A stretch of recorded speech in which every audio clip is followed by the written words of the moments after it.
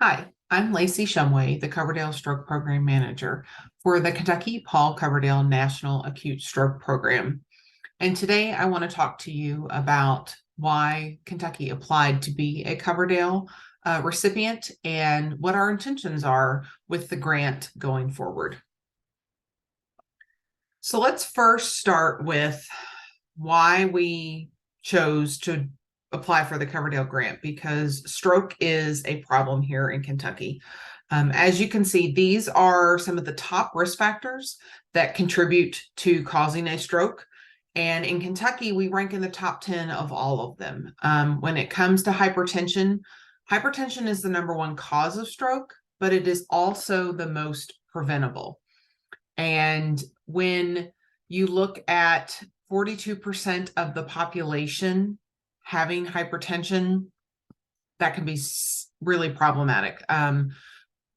Hyperlipidemia, obesity, smoking, inactivity, all high percentage prevalence rates of those in Kentucky. And again, diabetes, 13% may not seem like a lot, but in reality, it really is when it ranks 7th in the country for risk factors for stroke. So let's look at the background of overall health in Kentucky. We rank 38th in stroke mortality compared to the rest of the country. In Appalachia, it's a lot more of a problem. So the mortality rate in Eastern Kentucky is 14% higher than the rest of the country, and it's 8% higher than the rest of the state. We have some of the country's highest smoking prevalence rates. We have some of the highest prevalence rates of hypertension and diabetes. When those combined, it's at 36%. We are tied with Mississippi for the highest rate of obesity in girls. When you look at the rate of cardiovascular deaths, hospitalizations, and emergency department visits, again, we have the highest combined rate of those three. We are tied with Tennessee for the country's highest rate of preventable cardiovascular deaths. And then when you look at our distressed community index, it's not great. The Distressed Community Index describes how counties in the United States compare to one another according to several important criteria, such as high school graduation rates, unemployment, poverty rates, median income, and changes in those employment rates. When the Distressed Community Index is applied to Kentucky, 75 of our 120 counties are identified as being distressed, and that was in 2017. All of those counties are in rural areas, which account for 42% of the state's population. Other powerful findings in the DCI found that Kentucky has challenges that include the fact that from 1979 to 2017, the average hourly wage was either below or unchanged in comparison to the United States, which saw an increase of 12.4%. Just recently, hourly wages increased by only 4% in Kentucky, and much of that is contributed to lower educational attainment by many of Kentucky's residents. There are social determinants of health that impact someone's overall health quality. Economic stability, education, and health care clearly impact Kentuckians, as 31% of adults between the ages of 25 and 54 have risky health behaviors that lead to chronic diseases. In Kentucky, about 16% of our population lives in poverty, and 13.7% live with food insecurity. Those social determinants of health contribute to poorer health outcomes. We have people in our state that have lack of access to grocery stores with healthy food options, or having the resources to buy those healthy foods. All of that can raise a person's risk of developing heart disease, diabetes, and obesity, which are all risk factors for stroke. So when you look at what the Coverdell National Stroke Program is, just a little background, it was created by Congress in 2001. This was after a sitting senator, Paul Coverdell from Georgia, died from a stroke while serving in office. It is funded by Congress. It supports a statewide coordinated stroke system of care. We are one of 13 states in the United States to have this award, and it is for 3 years from 2021 to 2024. We are unique in the sense that the Coverdell grant was not solely awarded to our Department of Public Health here in the state of Kentucky. It is a joint effort between the University of Kentucky, the University of Louisville, and the Department of Public Health. So we like to tout that we are unique in that regard. And it is managed by the University of Kentucky's Regional Extension Center, where I am employed. So a little overview of the purpose and what we are doing and how we are tackling our strategies. So we're going to work with Kentucky healthcare systems and community providers to implement a comprehensive stroke system. We have coordination and expansion of existing efforts in Kentucky to improve those stroke-related health outcomes. So we have created the Kentucky Stroke Improvement Cooperative. And we are initially, when we got started in year one, we started with our highest stroke mortality counties, and you will see those here momentarily. But there are plenty of those to go around, but that's not just where we are focusing all of our efforts. That was just our initial goal.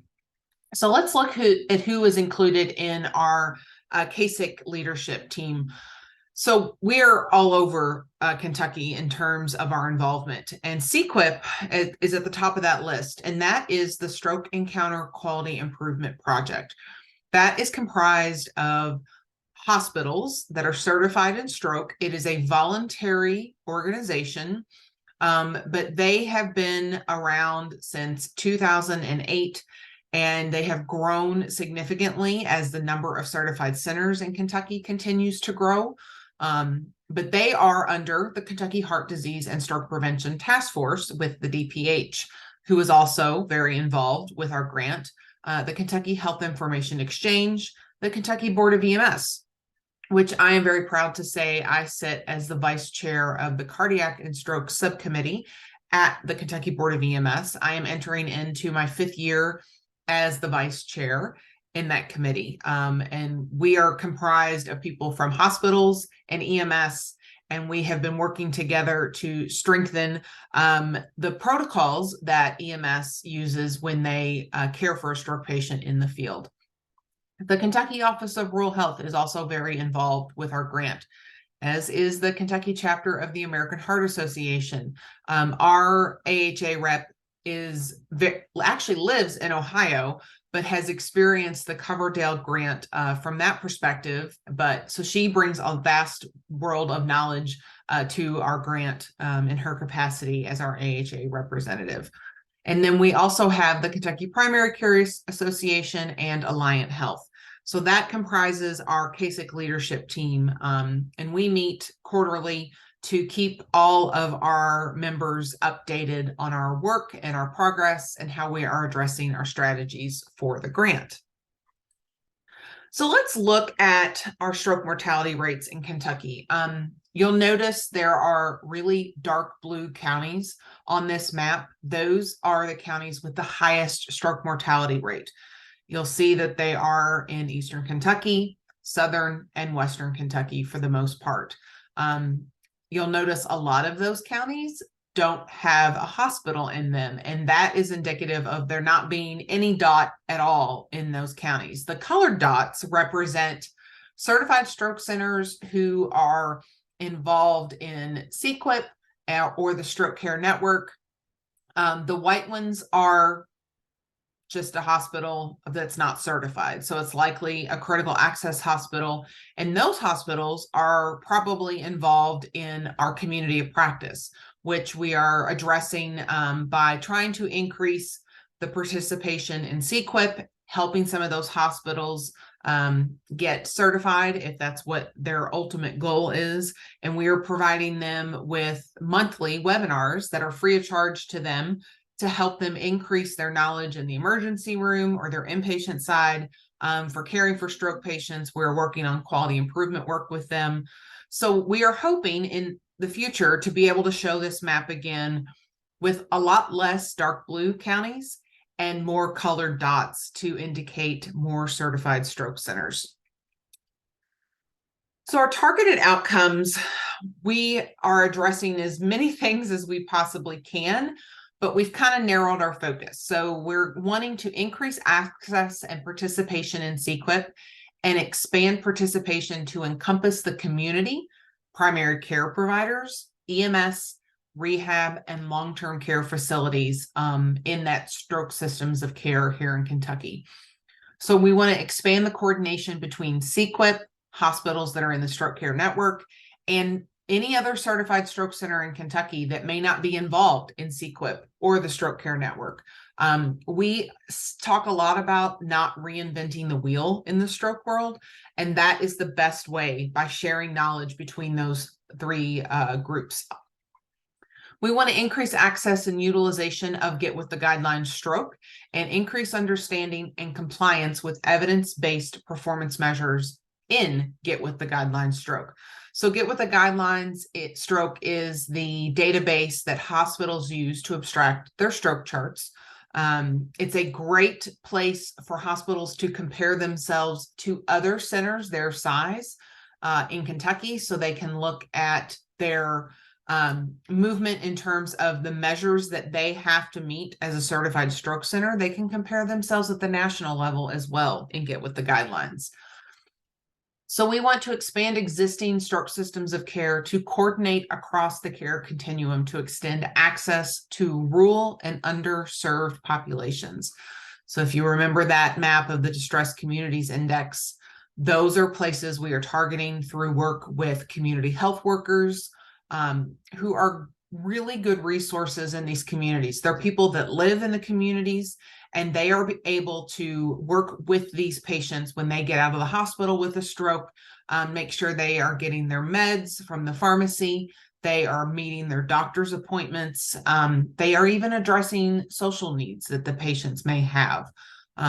So again, we are working with CHWs in Western and Eastern Kentucky, as well as working with federally qualified health centers in some of our rural areas to address hypertension.